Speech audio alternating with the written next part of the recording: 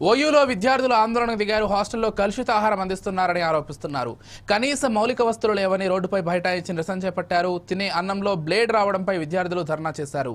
నాణ్యమైన ఆహారం అందించడం లేదని, కనీస మౌలిక వస్తువులు అందించకపోవడంతో తీవ్ర ఇబ్బందులు ఎదుర్కొంటున్నామని విద్యార్థులు తెలిపారు.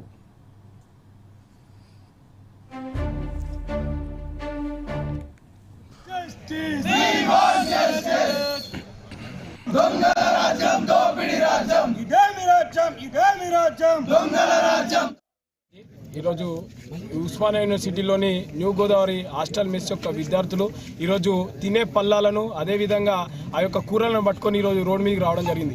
ఎందుకంటే ఈరోజు మనం చూస్తూ ఉన్నాము, తినే పళ్ళెంలో తినే అన్నంలో బ్లేడ్లు వస్తూ ఉన్నాయి, అదేవిధంగా గాజు ఒక్కలు వస్తూ ఉన్నాయి, అదేవిధంగా రోజు పురుగులు వస్తూ ఉన్నాయి. ఈ యొక్క నాణ్యత లోపించడం దేనికని అడిగిన ప్రతిసారి దాన్ని తోసిపుచ్చుకుంటూ రేపు మంచిగా చేస్తాం, ఎల్లుండి మంచిగా చేస్తామని చెప్తా ఉన్నారు. కానీ అధికారులు ఏ రోజు కూడా స్పందించిన పాపన పోలేదు. ఈరోజు మేము అడుగుతా ఉన్నాం, ప్రభుత్వాన్ని అయి ఉండొచ్చు, ఈ యొక్క యూనివర్సిటీ అధికారులని అయి ఉండొచ్చు. ఈరోజు తెలంగాణలో 4 మూలల విద్యార్థులు ఇక్కడ వచ్చి చదువుకుంటా ఉంటే, పేద మధ్యతరగతి విద్యార్థులు ఇక్కడ వచ్చి చదువుకుంటా ఉంటే, వీరిని ప్రభుత్వ విద్యను తుంగలో తొక్కే ఒక కుట్రలో భాగంగా కేవలం అధికారులే అయి ఉండొచ్చు, ప్రభుత్వాలే అయి ఉండొచ్చు, వీటిని తుంగలో తొక్కే యొక్క ఆలోచనలో భాగంగా వీటిని నిర్వీర్యపరుస్తున్న ఈ యొక్క వైనం మనం చూస్తూ ఉన్నాము. ఈరోజు మనం ఎన్నిసార్లు అడిగినా కూడా స్టాఫ్ లేదు, మెస్లో స్టాఫ్ లేదు, మెస్లో నాణ్యత లేదు, అదేవిధంగా మెస్లో యొక్క ఆ క్లీన్లీనెస్ లేదు. ఇలా ప్రతి చోట సమస్య ఉన్నది. ఉస్మానియా యూనివర్సిటీలో ఆర్ట్స్ కాలేజ్ మెట్లు ఎన్ని ఉన్నాయో అన్ని మెట్ల సాక్షిగా సమస్యలు కూడా అన్నీ ఉన్నాయి.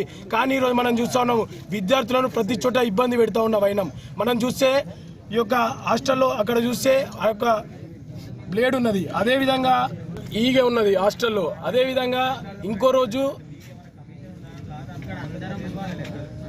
పురుగు వస్తూ ఉన్నది. ఇట్లా ఏ రోజు చూసినా కూడా ప్రతిరోజు తినే అన్నంలో నాణ్యత లోపించి ప్రతిరోజు ఏదో ఒకటి వచ్చి మా యొక్క ప్రాణాలకు ఇది చెలగాటం ఆడుతూ ఉన్నారు. ఈ యొక్క అధికారులకు ఇప్పటికైనా మేము మొరపెట్టుకుంటా ఉన్నాము. ఇప్పటికైనా అధికారులు మీ యొక్క వైనాన్ని మార్చుకొని విద్యార్థులకు